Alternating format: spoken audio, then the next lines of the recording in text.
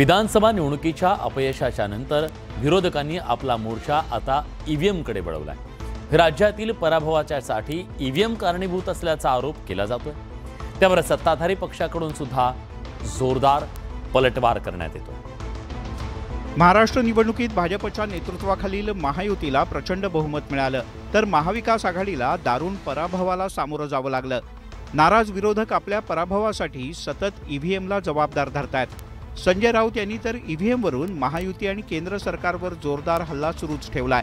सत्ताधाऱ्यांनी ईव्हीएमचं मंदिर बांधलं पाहिजे, ईव्हीएमची पूजा केली पाहिजे असा टोला त्यांनी लगावला। ईव्हीएमची मंदिरं बांधली पाहिजेत महाराष्ट्रामध्ये। या सगळ्यांनी एका बाजूला ईव्हीएम, एका बाजूला मोदी शहा अशी मंदिरं यांना बांधण्याची गरज आहे। यांच्या चेहऱ्यावरचा हास्य कायम राहील। राऊत यांच्या या टीकेनंतर भाजपच्या राम कुलकर्णी यांनी जोरदार पलटवार केलाय। विरोधकांनी ईव्हीएमचा बिनपैशाचा तमाशा केल्याचं ते म्हणाले। या मंडळीनं बिनपैशाचा राजकीय तमाशा ईव्हीएमच्या नावाने सुरू केला।